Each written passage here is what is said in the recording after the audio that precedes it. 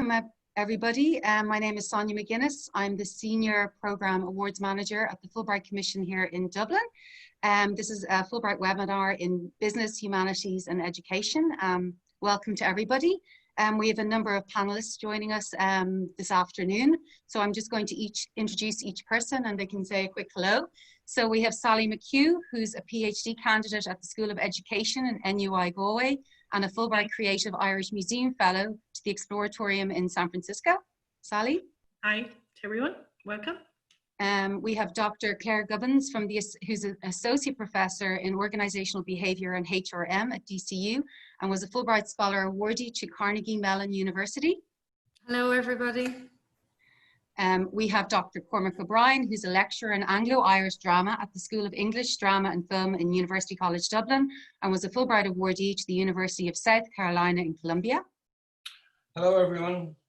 And we have Dr. Graham and Cagney, who's a senior lecturer in the School of Education and Lifelong Learning at WIT and was a Fulbright Awardee to the University of South Florida and University of Georgia.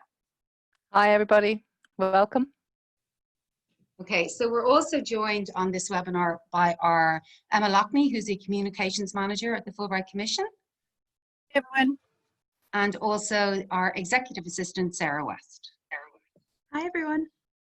So I'm literally going to run through what we plan in the webinar for the next hour. So all our alum on the call have diverse experiences and backgrounds on their Fulbright scholarships in the US, and they will have invaluable insights for you and tips about how to proceed with your application. It's an opportunity to ask questions of them. You can type in questions into our chat box throughout the webinar, and then I'll put them to the speakers at the end of the session. Okay, if you have any questions regarding the application process, the dates, eligibility criteria, etc., you can visit our website, www.fulbright.ie, and check out the frequently asked questions page. Also, we're going to have an amazing webinar, which is going to happen on the 17th of September, and it's going to be about the application process. So I definitely register for that. Alternatively, you can contact myself or my colleague Paula. We're both the awards managers at awards@fulbright.ie to ask any questions at any time on the application process. Okay, so today, as I said, is an opportunity to hear straight from the alumni who have experienced these awards firsthand. I'm going to go through the application process. I'm not going to go through the application process today. I'm just going to give a brief overview of what Fulbright options are available to you. Okay. So first of all, I am going to open my own presentation, and we're going to go through that. Okay, so I'm just going to share my screen. So just give me a second. Okay. So I'm just first of all going to go through the Irish Fulbright's application timeline. Okay, so the awards opened on the 31st of August and they close on the 2nd of November 2020. Between November and December 2020, the applications are sent out for review to our review panelists.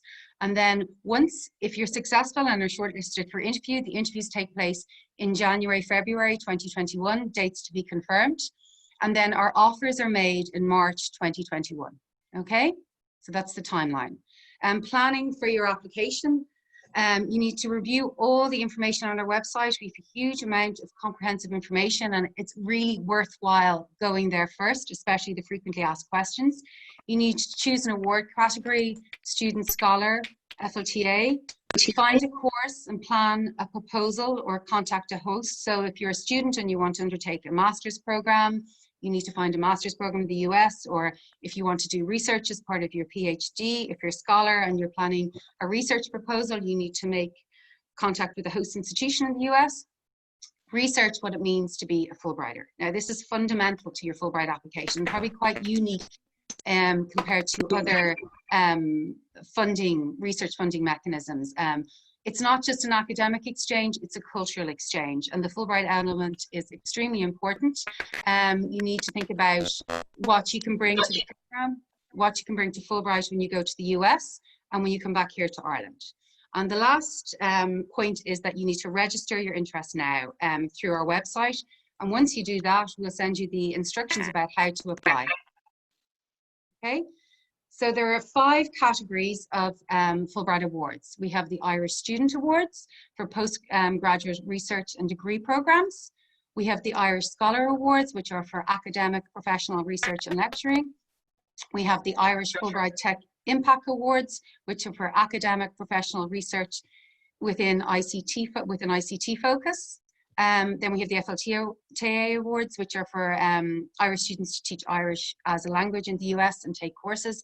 And then we have the Fulbright Schumann Awards, which are both student and scholar professional awards, and they're for lecturing or research in the US. And they're actually, the award is under the remit of the Belgian Commission, the Belgian Commission. So you have to apply to the Belgian Commission for an application, etc. These awards open on the 15th of September and they close on the 1st of December. So they have a slightly different timeline. Also, these awards are about EU policy, EU-US policy. So they're slightly different. So it's worthwhile going onto the Belgian Commission website to look for more information on them. Okay, go to the next slide.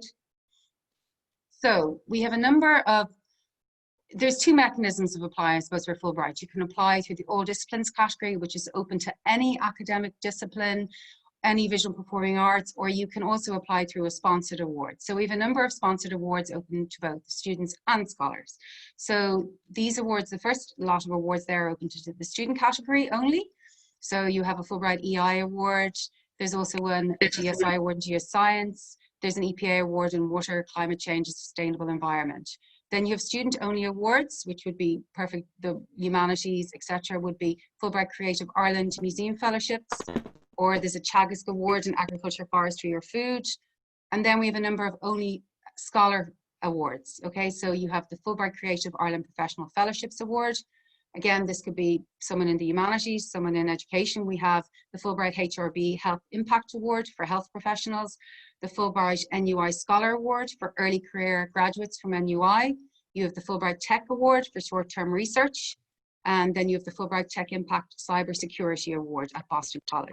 Now, again, these tech awards have to have an ICT focus, but they could be coming, someone from a humanities background could be applying for these. So they're definitely worth taking into consideration. It's also worth remembering that we don't get as many applications for the sponsored awards. So the application pool might be big in the All Disciplines Award, but with the sponsored focused awards, we don't get so many applications. So they're definitely worth researching and seeing whether you can fit your research into one of these sponsored award categories. Okay, so another question, I suppose, another one we get a lot, whether it's from potential Irish Fulbrights or American Fulbrights coming into Ireland, is how do I find a host in the US? And it's about thinking outside the box and deciding on where you want to go in the US. And there's so many avenues open to you to look for contacts, okay? So first of all, research experts in your field.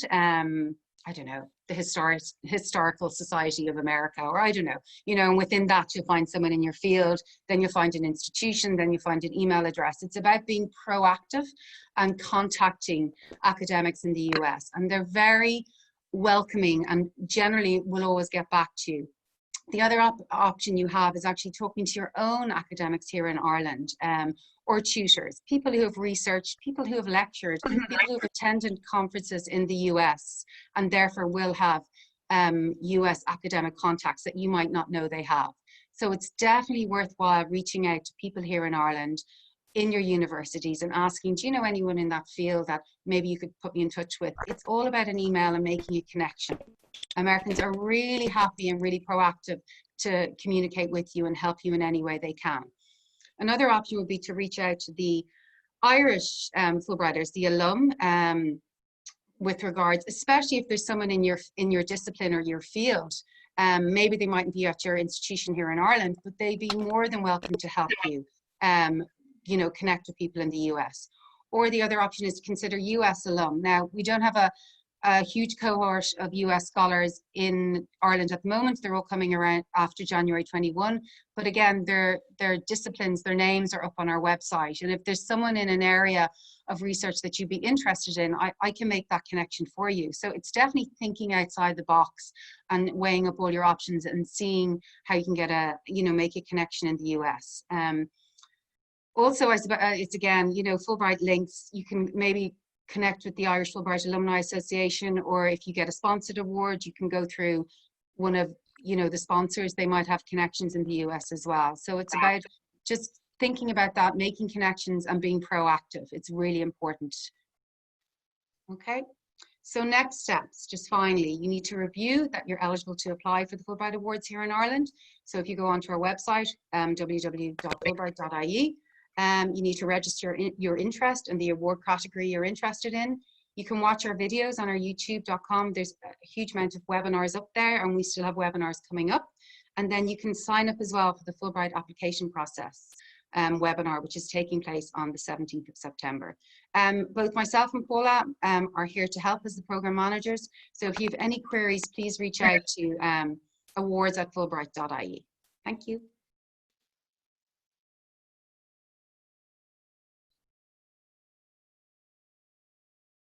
So just now to move on to the first presentation, just give me 1 second. So I'm now going to ask Sally McHugh if she'd like to share her presentation with us, please. Yeah, can you see that?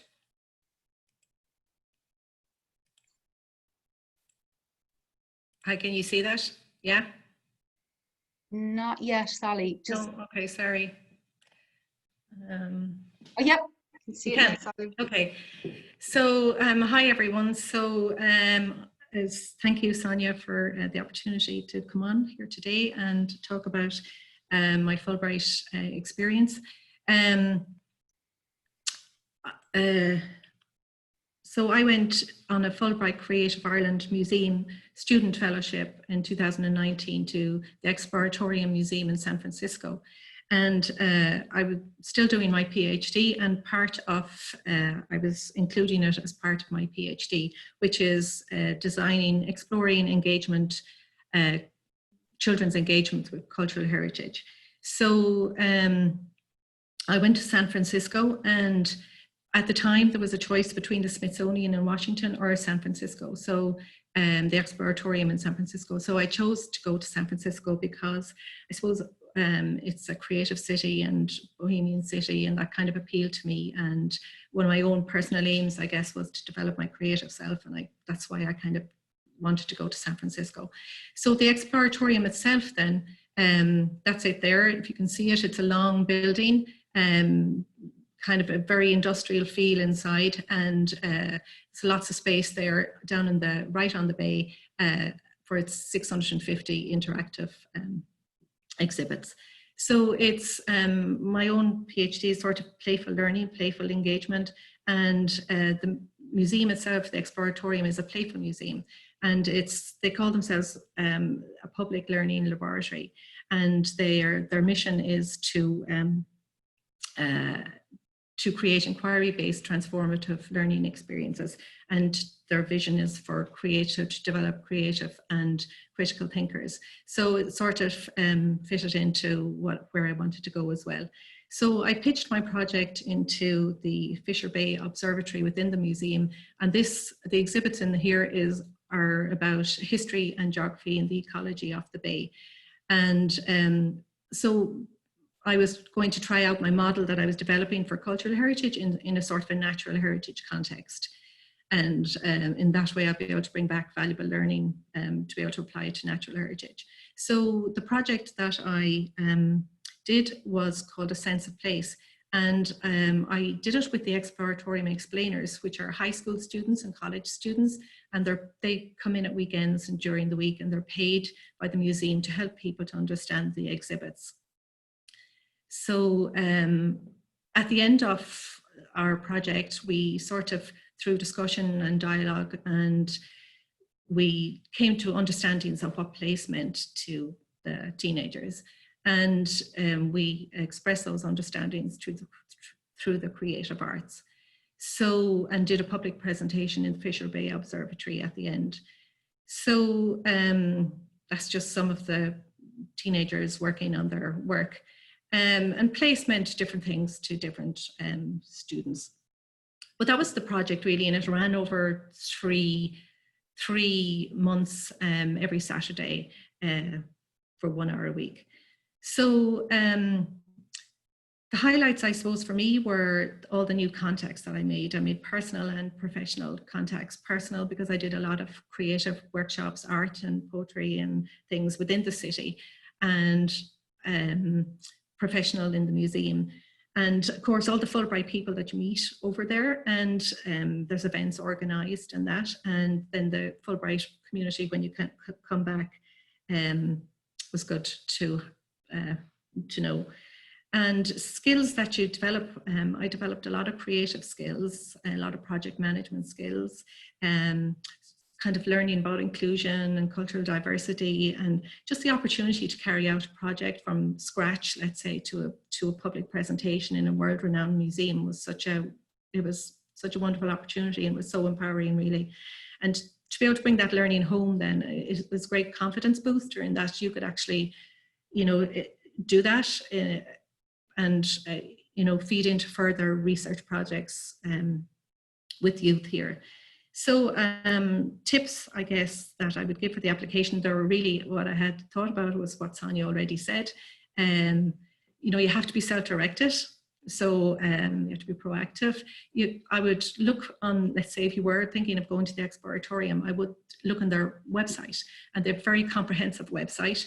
I think they have 200, well, I don't know, remember the number, but it's huge anyway. And just identify the gaps maybe where you can fit a project into, and then asking like what can you contribute to the department or wherever that you're going to. I think that's important to be able to offer them the contribution at the beginning, and also that pitch a strong project at the beginning, I would say, because people are busy and they don't have time, and they don't have time for back and forth. So if you send in a strong one straight away, that, you know, at least it's just tweaking whatever. And also another tip for the application is what Sonya said as well about the ethos of a Fulbrighter. Researching, you know, how about that, and about reading up maybe about William J. Fulbright and his aims and ambitions for the Fulbright program. And I said self-directed, so that would be my summary of the tips and the highlights and the project. And it was such a wonderful opportunity, and I'd advise anyone go for it. That's it. Thank you. Thanks, Sally. That was really informative. Yeah, I'll just stop the share now. Thank you. You're welcome. And next we have Dr. Claire Gubbins, who's going to have a talk as well through her time in Carnegie Mellon University.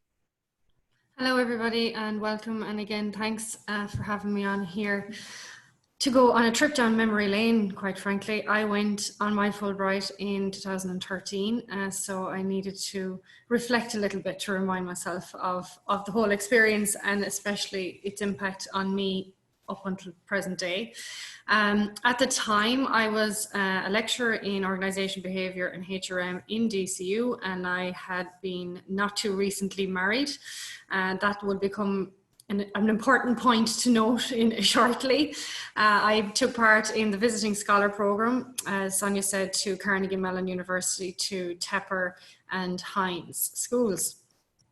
Before I went, I had been working as a member of Dublin City University with University of Limerick, Trinity College, and 10 American multinational companies here in Ireland on a university industry research project. And it was one of 3 projects. The other 2 were engineering type projects, and I am a human factors person, I guess. And the project was on tacit knowledge. In other words, the knowledge that we hold in our heads. And Ireland had just been dealt a couple of blows in the recession, and a lot of these American multinational companies based here in Ireland were wondering why so much knowledge seemed to have left their buildings. and hadn't been captured in their information technology systems. And basically the answer was, it's because so much of the knowledge was tacit, held in people's heads. People had been let go, relocated, seconded because of the impacts of the recession. And suddenly there was a massive knowledge problem in these businesses. So my project the project I was on at the time was to do with understanding that tacit knowledge problem in these 10 corporations, and working with people from operator right up to the senior teams. And I was coming at it from a social perspective, a social learning perspective, because my entire academic background was in social networks and organization learning, how people and organizations learn. So I was bridging the two together. And that basically became the basis on which I wrote my Fulbright application, because I had done the project from the Irish perspective, but on American multinationals. So a lot of the information that was coming through was, well, we're doing this here because it came from the States. So there was a kind of a pull, if you like, between the Irish perspective and the US perspective, but my project was only on the Irish perspective. So I wrote a proposal for Fulbright based on going to the US and getting the US perspective on a similar project. The reason I chose Carnegie Mellon University was because the gurus, if you want to call them that I needed for those topics, social networks, knowledge learning, were in Carnegie Mellon University. Pittsburgh is probably not a city that somebody would think of when they're, looking for an opportunity to visit the States, but I didn't look to the city. I looked to where the people were that would benefit my research, and they were at Carnegie Mellon. What I also then discovered is Carnegie Mellon didn't just have these incredible caliber of people in social networks and learning. They've had an incredible caliber of people way back in history, in many, many domains. It's an absolutely incredible university, the history that it has with regard to academics and its output. So, I mean, I met David Crackard, who wasn't just a social network expert, he also was one of the original people designing social network analysis tools, Linda Argott in learning, Brandy Avon in social network analysis, and Professor Denise Rousseau, who is an internationally renowned academic in organization behavior and also in evidence-based research. It was like meeting, for some people, meeting their pop star. For me, it was a similar experience. You get a bit tongue-tied, which is the opposite of what you need to be a good Fulbright ambassador. So it was a bit, it was unusual. So luckily, Dublin City University already had a connection to Professor Rousseau in Carnegie Mellon. And that was a mechanism that I was able to use to see if I could get to Carnegie Mellon through Fulbright, and she happily obliged. So that was, I suppose, the start of it. Then in regards to highlights, oh my God, highlights. One of them was, which is why I mentioned that I got married, is I went on my own. My husband stayed at home. Turns out he could have gone because the head office for his company is in Pittsburgh. But at the time, that wasn't something that we thought of. And I went alone, and it was the best idea, because sometimes when you go with someone with you, or indeed if there's other people there that you tend to spend more time with them. Because I was on my own, I got to know so many people, like Sally said, personally and professionally.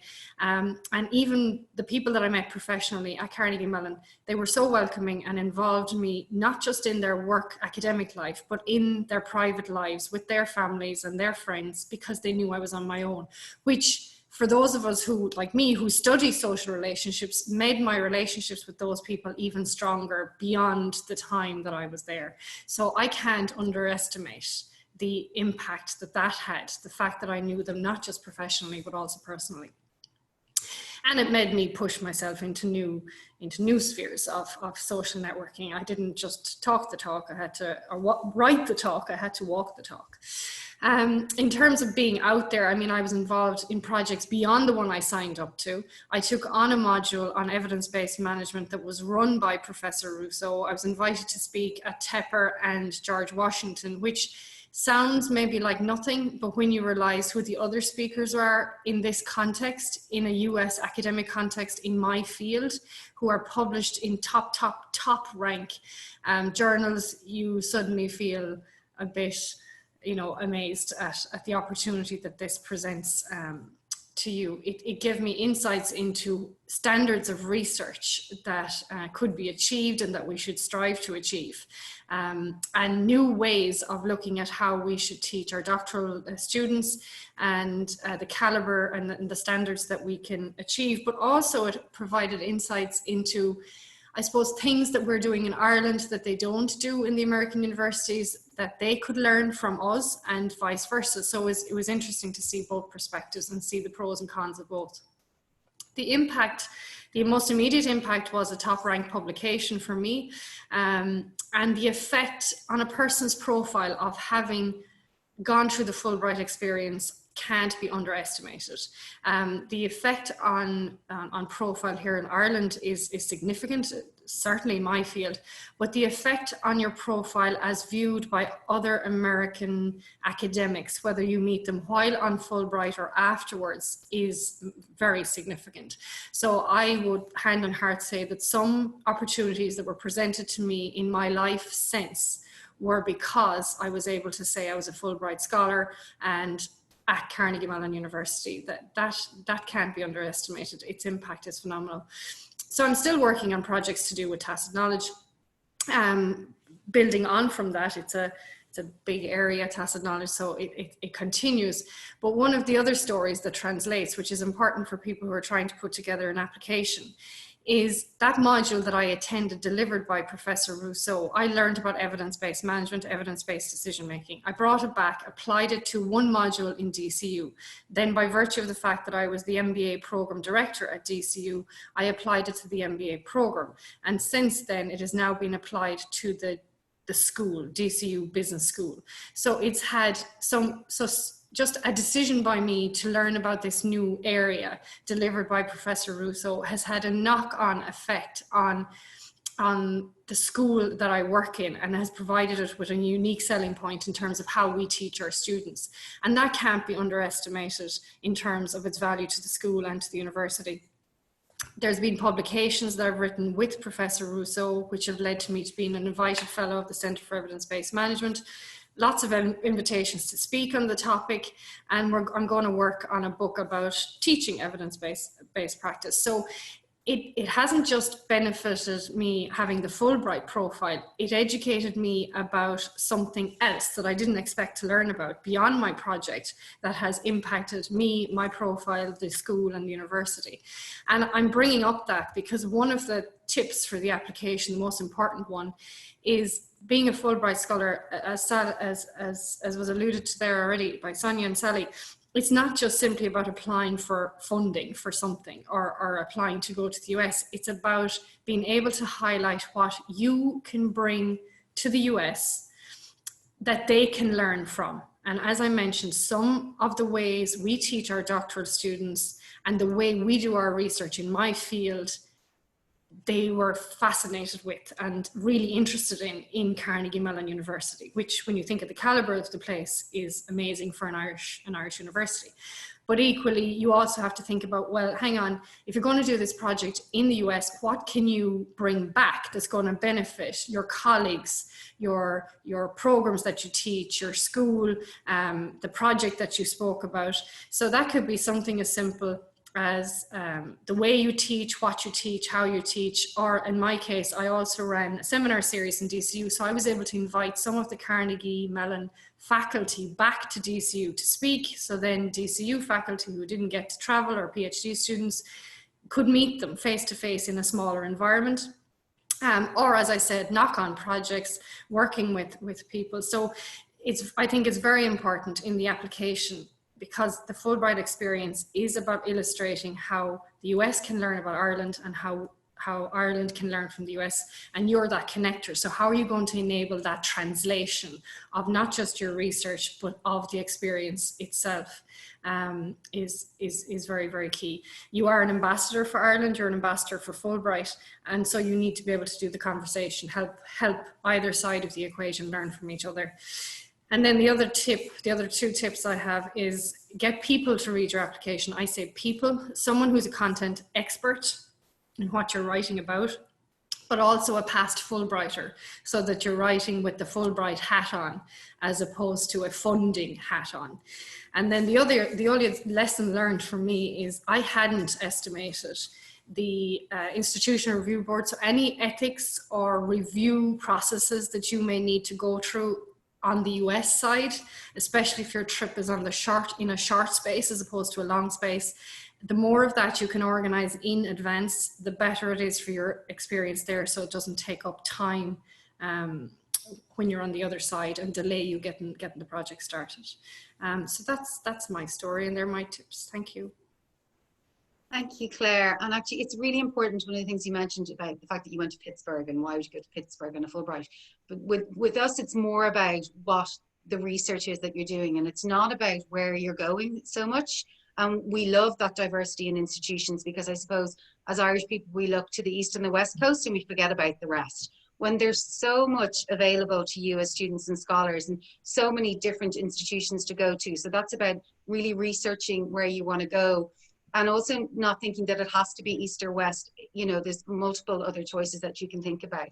And the other thing is that ripple effect. So you went to do a research project that then when you came back, the impact was incredible. Like it was, and it's still going now because you're still involved with the institution. They're coming over, you're going back, and you've implemented something that you learned over there, and now it's part of the MBA program. This is brilliant, really great. Thank you, Claire.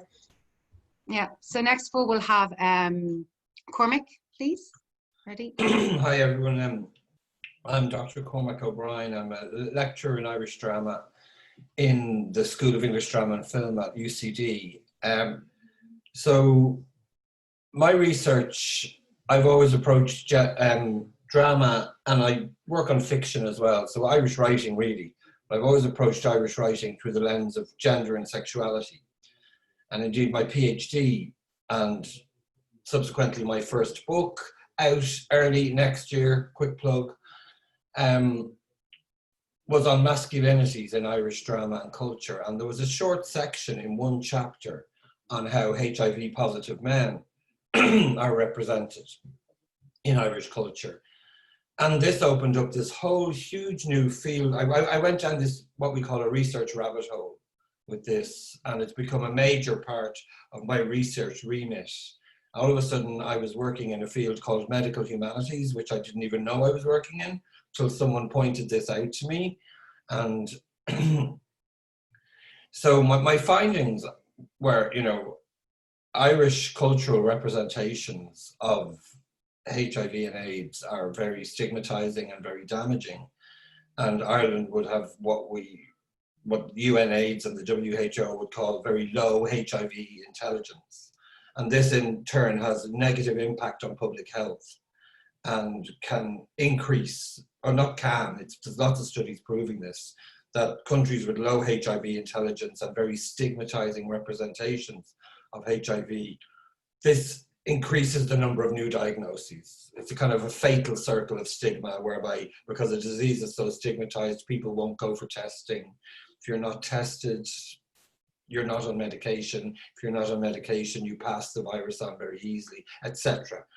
So, you know, all of a sudden I found I was in this whole new area, and I was the first scholar ever to publish on this, on HIV in Irish culture. And part of my research threw up the fact that in the AIDS crisis years, which really ran till 1996, when medications were developed that turned it from a fatal condition to a chronic manageable condition.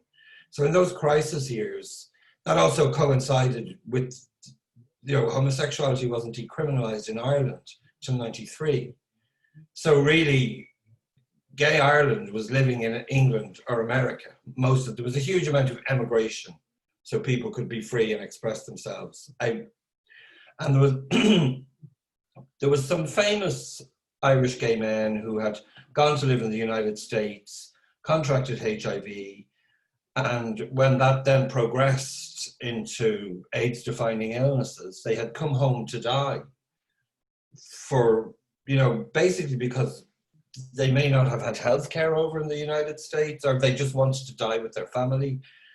And it occurred to me that if there were one or two famous faces, those of a certain age will remember Fab Vinny or Vincent Hanley, the DJ, who he was one of those people. I thought if there are these one or two famous people, I said there must be this huge cohort of Irish gay men who weren't famous, who went out to the United States, contracted HIV, and subsequently came home. And that coming home to die with AIDS trope is very prevalent anyway in Irish literature and culture. Colm Tóibín, it's in his novel The Blackwater Lightship, and there are other cultural examples of it. So it occurred to me that, you know, somebody needed to go out to America and start looking in the archives and see if they could find the history, the hidden stories of these men who went out to the States and subsequently contracted HIV and then came home, or didn't come home, as the case with some. So that was the basis of my application, my proposal to research. Sorry, I should say I was a Fulbright scholar. That was the program I was on. And be aware that in the United States, sometimes people will refer to you as a Fulbright fellow, but it means the same thing. So that was the application I built, was to go out to the United States and see if I could, how much information I could unearth on these men's lives. And I mean, just for example, one of the things I discovered was that many of the men who went out there, although they weren't politically active at all when they went to the United States, they became very involved in AIDS activism and the AIDS activist movements. And when they came back to Ireland, because of the pathology of a death with AIDS, you're sick and then you're well, and you're sick and then you're well. So during their well periods, they protested, they marched, and a lot of the activist models and healthcare models they'd experienced in the United States, they brought back here, and they've been assimilated into the Irish healthcare system, and some of them still exist now. So that's just kind of an anecdotally, or for example. How did I come to choose my institute? My institution chose me, really.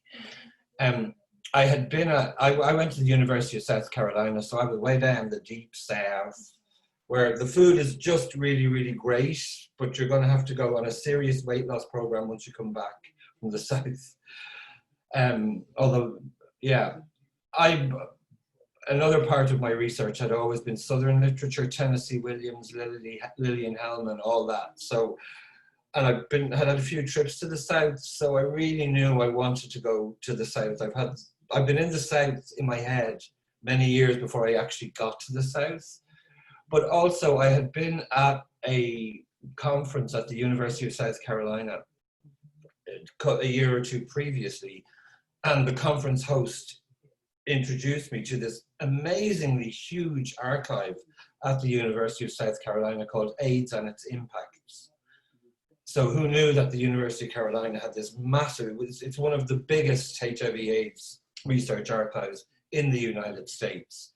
So while a lot of people were saying to me, well, surely New York or San Fran should be where you'd be going if you want to research HIV/AIDS and diasporas, it was like, no, actually, this combination of my kind of relationship with Southern literature in the South and the fact that that archive was at the University of South Carolina, like I say, the institution kind of chose me. So just moving on there, kind of to talk about maybe highlights and impacts on the Fulbright Scholarship Award. Your host institution will ask you to give what they call a capstone lecture at the end of your stay, just to talk about your research and stuff. And I decided, because HIV/AIDS is such an important topic, and particularly in the South, and particularly with gay men of colour, you know, there's still massive issues down there. I thought, rather than just give an hour-long lecture, I organised a full one-day symposium. It was called Making Bad Histories Good, telling the stories of HIV/AIDS, because if you look at HIV/AIDS in the movies and whatever, it tends to be told from the point of view of people who don't have HIV, you know, or we have this thing where the people with HIV are victims and they die, and, you know, the cultural representation of this disease is quite problematic, and it still is, even now, 40 years on. So I organized this one-day event. I had to go meet with a lot of deans at USC and kind of ask for a lot of money and whatever, but you know, it was a good cause, and they were happy. I linked in with the, I was in the School of English at the University of South Carolina, but I was linked in with their medical humanities and their School of Public Health. So I made lots of new connections, people with whom I'm still working with. And we had this one-day symposium that wasn't like an academic conference at all. It was one academic panel, because I just felt, let's not talk into an echo chamber here. So the majority of the people who came to that symposium and spoke at it were people, activists, healthcare workers, service provision, stuff like that. So we weren't like, we were spreading the message rather than talking in an echo chamber, which academia can, unfortunately, be too often. And you know, other takeaways from that, like I'm still working with a lot of those people. We've invited one of them, Professor Dawn Campbell. She was over at UCD just before COVID in January. So we've had that cultural exchange or academic exchange where we've had a professor from my Fulbright come to UCD for several days and give workshops and stuff like that. But something else was, you know, really came through. We've all heard the famous Southern hospitality. And this was something that I learned that was just very, very beautiful and very enriching and empowering, and for my own personal growth. Southern hospitality isn't just about having people over on Sunday afternoon on your porch and giving them nice food. It's actually what they mean is community service. So it's all about giving to your community and giving back to your community. And that's why I was so pleasantly surprised when I went to organize the symposium and how freely people gave of their time. You know, people with really, really busy lives and really, really busy jobs, just giving of their time freely and donating and handing over money, like quite large sums of money.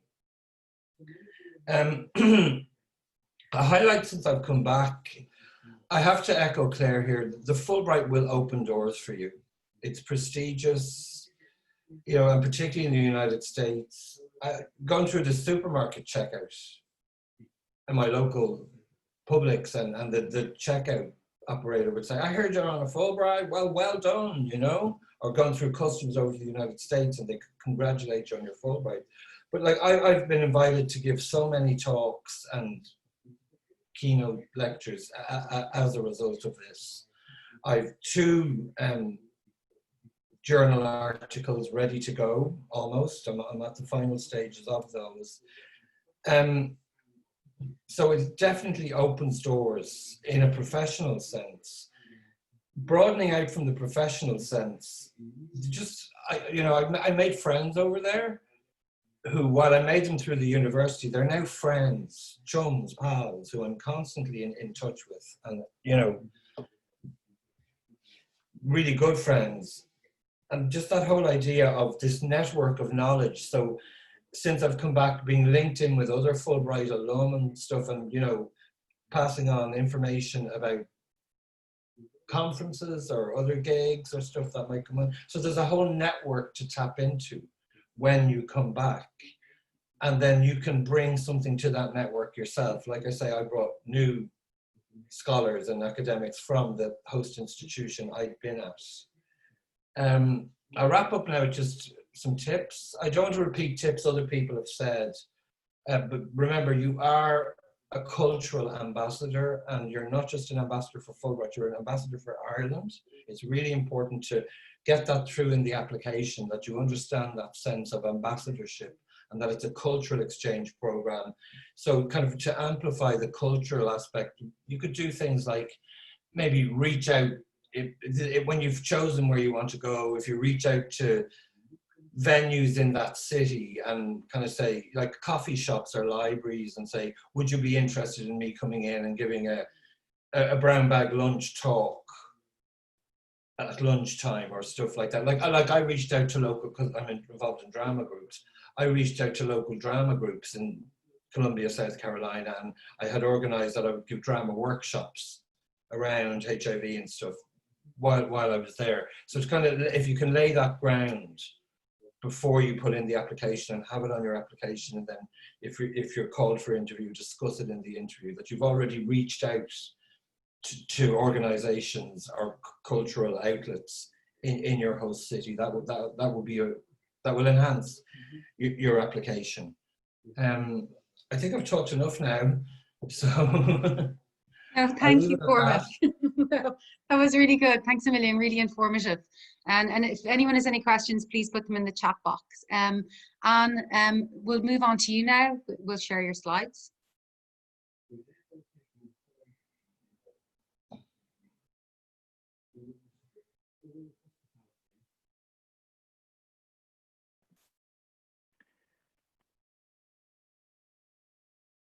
Anne, is everything okay there? Yeah, yeah. Thanks very much. No Hi, problem. everybody. Thanks for the opportunity to join the webinar today.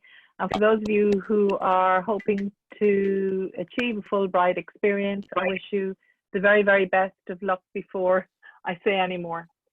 Okay. So if we could just move the slide, yeah, great. So I'm answering the questions that Emma asked me to answer. So the first one was, who am I, and if my circumstances have changed since I got my Fulbright. First of all, I'm a senior lecturer in the School of Education in Waterford Institute of Technology. Also an RSA fellow and research fellow in TCD. You can see that on the slide. My primary interest is in professional learning and development and strategic HRD. And I gave you a collage of pictures because I thought a lot of people are visual, a lot of people are oral, but those who are visual might enjoy the pictures. So up at the top, the guy with the mad hairdo is actually Liam Ryan. He's an American Fulbrighter who came to Ireland and is now working in NUIG, and is the secretary of the Irish Fulbright Alumni Association. Right beside him is something that came up on the PC I was working on in Florida. I'd never seen a hurricane alert, and I thought it was a joke, but not when everybody started diving for cover. On the left-hand side, just under Liam, is an event that I wanted to remind myself to tell people about, that if they get their Fulbright, that they sign up with CIES for international experiences, where you go and you meet other people coming into the States from countries all around the world who've received a Fulbright. In the middle, that's me receiving my Fulbright award. And down at the very end, under the, it's an accident really, but under the bullseye is a picture of myself with one of the academics that I actually went to and worked with and the reason I went to University of South Florida. So it gives you an idea of the various things and the various people. And that collage of photographs on the top right-hand side is the current Irish Fulbright Alumni Board doing a Zoom board meeting. So to move on then. Okay, so the project in the institution, I think, is very important. If we go on to the next slide, please. Okay, I was trying to think what I could say to you in doing your application that would help you best. So probably the things I'm going to say are very practical and pragmatic. Some of them will be similar to what you've heard already. On the left-hand side is something that I created with some of my own students over the lockdown around research engagement, researching and being a researcher. And fundamentally, most of the things that are in that wordle, I think it's called, are really the characteristics of a Fulbrighter as far as I'm concerned. So when you're completing your application, people have talked about the academic side of the project, and the other half of the application is about understanding and wanting to be a Fulbrighter. And that doesn't come up in any of the typical funding projects like the IRC or science or whatever. So, you know, getting across that idea that you're enthusiastic, that you're into networking, that you're open to new opportunities, and that you'd like to experience innovation, all those kinds of things are important. But at the end of the day, there's a couple of keywords that I thought might help. When you're sitting down and you're considering whether you'll invest a significant time in making your application, consider this. Are you focused in the right way? So number one, are you on the right road? Is the Fulbright going to get you to where you want to get to in terms of personally and professionally? Is it a pathway for you now at this point in time? When I did my application for the Fulbright, I had already applied 2 or 3 times to different funding agencies, didn't get them, but that application was so honed that when the Fulbright experience or opportunity came up, I had an application that was really had gone through several iterations and was really good. So it speaks to the level of work that you've got to put into the application. Second one is place, in terms of where do you want to go, why do you want to go there, and what do you want to achieve when you're there. So are you on the right road? Are you going to the right place? Time. Time is very important. Is it the right time for you in this point of your life to go and do a Fulbright? Also, time in terms of when you go, very pragmatic. The American academic year starts in August and finishes in April. We are in a different sync to that. So you've got to be clever in terms of if you're going for 3 months or 6 months, that you time it for when people are there in the universities with you. Mine was a scholar award, so it was very important that the people I was going to work with were going to be there, that they weren't going to be doing Maymesters or off for their summer break. And then in terms of making the right moves, you can have it planned out in terms of what you're going to do, but you have to seize opportunities as they come up. While I was there, I went to Florida, and then I spent another 12 weeks in UGA in Georgia. So I had a real experience of the South. But I also was invited up to Duke University in North Carolina, to UNC Chapel Hill, and also down to UT Austin. And I also went locally to the community college, Hillsborough Community College, which is bigger than some of the universities we have in Ireland, because I was interested in further vocational and adult education. And line by line, I mean, get your story straight, be very clear. When, as someone else might have said, you know, when you're dealing with American academics, they're usually very busy. If you're going to make connections with them, be very clear, be very simple, and have your line of approach well thought out before you say anything. You know, you have 2 ears and 1 mouth, listen and then speak. The other thing is WIIFM. For most Americans, I'm generalizing here, but most people, when you're dealing with them, in their head, they're thinking, what's in this for me? So there has to be a duality in sharing what you're bringing and what they're giving you. And that speaks to the application as well. It's a two-way exchange. So you're going to the States to work with people and you're going to get something out of it. But remember, you're bringing something as well.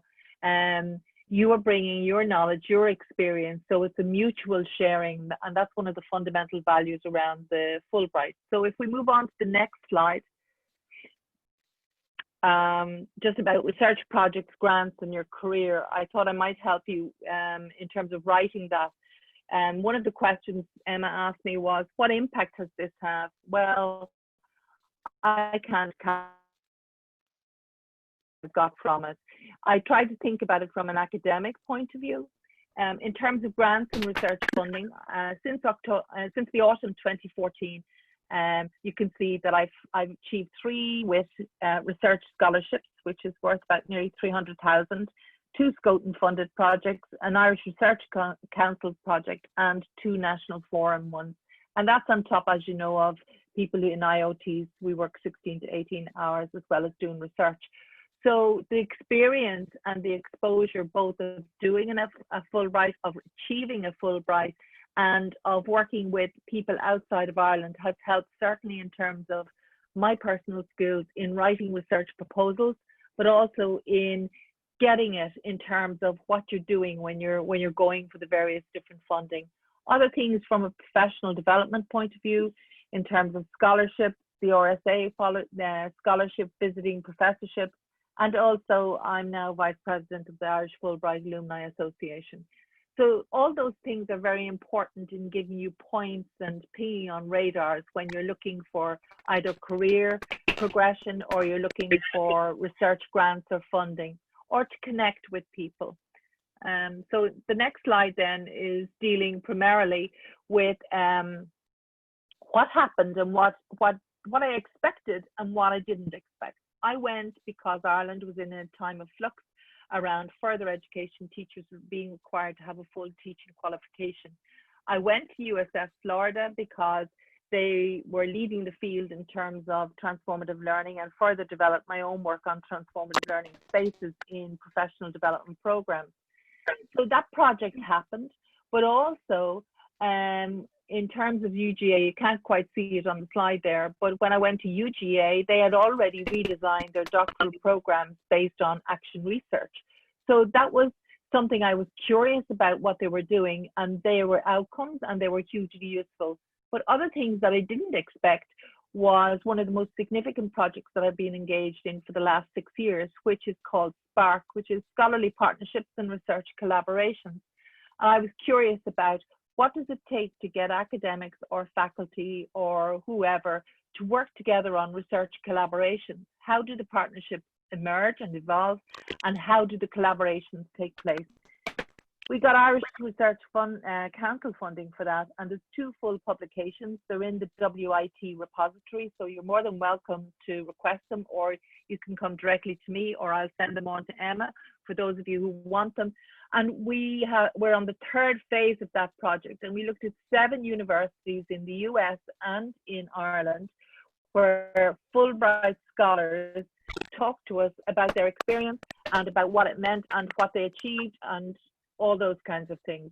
So one of the key outcomes from the papers was from everyone, both Irish and American American Fulbright scholars, was the importance of, if you can, developing prior relationships before you go. If you just contact somebody and you go and work with that person, you're starting the relationship from, if you like, the beginning. Whereas if you can build a relationship through conferences or through other kind of collaborations beforehand, your experience will be so much better and your application will be better. The other thing was that came very strongly from both academics in Ireland and in the US was that you are on your own. I think someone else spoke about that. You are alone. It's an immersive experience, and it changes you. It definitely does change you because it takes you out of your comfort zone. So be open to new experiences. And then the final one was in UGA, where I was able to work and help the PhD delivery team as they changed their program from a traditional PhD into an action research one. As one guy said, he felt that dealing with this new form of ontology and philosophy was a bit like nailing Jello to the wall, but we got there. So the final slide, I think it's the final slide anyway, is coming up next. Tips for the application. Okay, this is just a quick tip. This is what I did. What I did was I used pre-doctoral research, doctoral research, and postdoctoral research to show a sequence of working in a field so that my application wasn't coming out of the blue, that it was something I'd been thinking about and working on for a long period of time. So I just put that in just to give you an idea of how you sell yourself to the Fulbright in the application, in terms of, you know, you have got the legs and the nous to do what you're intending to do, and it's not something that's just a one-off. So you need to be very clear about finding and stating the core line, the red line or the through line in your proposal. So the next slide just sets out some kind of key points. Number one, you can't underestimate the amount of planning and preparation that you're going to need to do to take on doing the application. Definitely, there's an American thing, it's called the 7 Ps. It's prior planning prevents whatever poor performance. So start your work today, not tomorrow. Keep up with your own plan and be organized. The second point there relates to focus. Keep it simple. Keep focused and stick with what you're good at and stay with it. Don't be tempted to, you know, just do what it is you want to do. Number 3, check and double check when you're doing the proposal, make sure that you have things right. Check, record, and make sure, do triple backups on everything so you don't lose it as you're doing the best application ever that disappears into the ether zone. Listen, look, and be aware. So listen, look, and be aware in terms of both the American side and the Irish side, and talk to people who are already Fulbright. Know what to hold on to and what to let go when you're there. So you might have gone with one idea, and then, as Cormac and Claire and others have said, other opportunities arise. Don't be afraid to go with it, but you won't be able to do everything. So know what you absolutely want to hold on to and what you're going to go after. The tattoo the inside of your eyelids is just me. You know, you're going to be working with some people. Some will be friendly, they'll be very helpful. Others will see it as their work context. If you're in a supervisory, if you're a student and you're going and you're in a supervisory capacity, just remember the supervisor has a project in mind. They may not be your best friend. So tattoo it on the inside of your eyelids that, you know, your collaborators may not always be your friends, and that's okay too. They can be your friends, but they can just be good project managers working on a project, and to accept that for what it is. And finally, time. It always takes longer than you think it's going to. So just watch out on your time and your place and getting everything aligned and right, and leave yourself time before you submit your application to think through before you submit it. And I think the final slide then is coming up. This came from our research, and I thought you might be interested. 3 very interesting comments. The first one came from European, US, Australian, and Canadian faculty, and their simple message across the research studies and the 2 published papers to date was, stay focused on what you're good at. Just because somebody else has a nice shiny out there, stick with what you're good at, be focused. Secondly, this was a Duke professor in the research program who was talking about his balance, his work-life balance before he did the Fulbright. And for those of us who are not in the system, the American system is very tough around getting professorships. And he talked about that in Duke didn't ping on the Fulbright radar. But by the time he was 40, he had got tenure, a divorce, and a heart attack. And he took a big step back and started to look around, found Fulbright, and Fulbright changed his life with his experience in an international context. And the final one is, when dealing with other people, cool head, warm heart, and clean hands. You know, keep your cool, be logical, be kind, and do it right. That's, I think, all I have to say, except to offer you a virtual coffee on the final slide. But I am in Waterford, I am there, you can contact me. If we switch to the last one, there you go. See, I did, even a stone as well. That's an insider joke for those who work with me in Waterford. But I am there, I'm quite happy to talk to any of you. If you want to contact me either as VP of the IFAA, I can certainly, we have loads of members who may actually be able to help you and be more than willing to help you, as well as working with Emma and the others on the Fulbright Commission. I couldn't speak more highly about them. They are absolutely fantastic. So my hat off to the guys. You will not want for anything in terms of preparing for your Fulbright. They're there. Even when you're in the States, they're there. They take the most lunatic of questions and queries, and they don't think you've lost the plot completely. So best luck. Just go for it and you'll do well. Thank you so much for all of that. I'm sorry, we've gone over a little bit, but it was worthwhile hearing everyone's presentation. So we've had a few questions. If anyone else wants to put some questions in the chat box, please do. Someone was asking about, about a research proposal and how to find a potential host in the US. Once you've identified an academic or research center that would be a good fit, what's the best way to communicate? If anyone, I personally would say email, email, but if someone else wants to get involved in that and unmute, Cormac? Yeah, it would really, I was typing a response there, but I may as well speak it. Yeah. If you go online, go on to identify a professor who's at the host institution whose research interests align with that project, and contact them and make them your point of contact. And they'll kind of take you on board, take you under their wing. it's good for their career as well if they host a Fulbright scholar, you know, so that they will be very interested in working with you.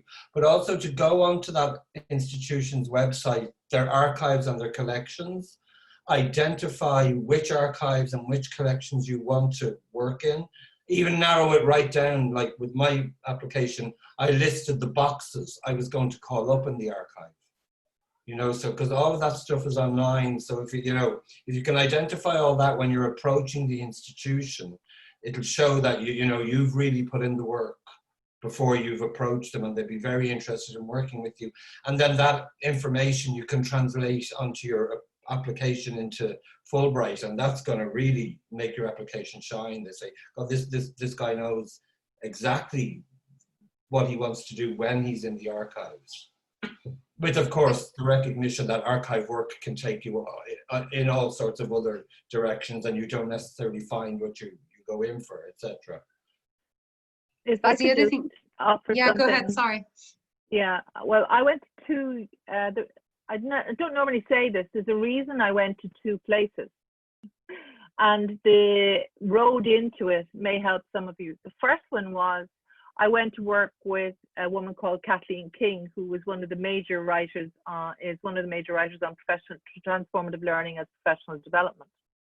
And I, as Cormac has said, I approached her, contacted her, and I went to a conference where some of the people she was working with were there. So I actually had an opportunity to go to a conference actually in Canada and to contact her directly, and she was very helpful. So that's one route, is to go directly to the person concerned.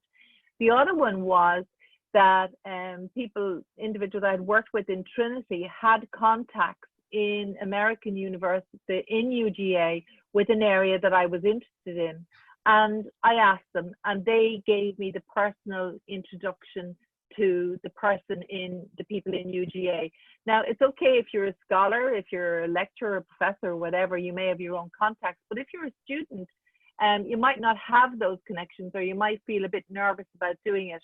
So sometimes your own supervisor or people in the faculty where you're working, or you might meet somebody at a conference, will be able to give you an introduction, and that's hugely useful too. The third area I would consider is to contact the IFAA, and if you know of somebody, you can also, each state has a chapter of Fulbright alumni, American Fulbright alumni, and you can find that chapter, and you can find the president or the secretary of that chapter, and you can tell them you're applying and you're thinking of going, and do they know anyone in their area who has a similar interest? So do a piece of research on it. Thanks. Thank you, Anne. So I just had one question as well. So about how long you can stay for. So for the General Scholar Awards, the minimum is 3 months, and the max is 9 to 10 months. And unfortunately, we facilitate visas for dependents, and if you want to bring your partner or your children, but we facilitate the visas and organize them on your behalf, but there's no additional funding at this stage for them. And then someone else, I'm just trying to run through the queries quickly to kind of catch them all. Someone else was asking about, oh God, now I can't remember, about host institute. Oh, having a host before when putting their application together. I think it's important that you have, if you're called for interview, and even in your application, that you, even if you don't have a host cemented, that you say, I have reached out to 3 potential hosts. I'm waiting for a letter of affiliation, etc. So, but it's important to have narrowed down where you want to go, and because that's an important part of the application. Again, sometimes hosts don't work out. You might be called for interview and you might say, oh, I plan to go to the University of Tennessee, and unfortunately now the academic isn't available. I'm going to Georgia Tech, or I don't know, or something like that. That's absolutely fine. Like, we're very flexible about that. Again, I suppose I reiterate about what you plan to do in the US is most important to us. How you do that in the US is most important to us. So I think for the moment, if you have any other queries that haven't been answered, please reach out to awards@fulbright.ie, and either myself or my colleague Paula will respond to you. And Apologies for going over time. I'd like to thank all the panelists and all the attendees. This is recorded, so it will be up on our the Fulbright YouTube site. And there's still sessions to come, so please check out our website for the upcoming sessions, particularly the session on the 17th of September about the application process. So hopefully you'll be able to attend that one as well. And many thanks for coming along and fielding questions, and thanks to all the panelists for your amazing presentations. So thank you so much. Bye. Hi, everyone. Thank you very much.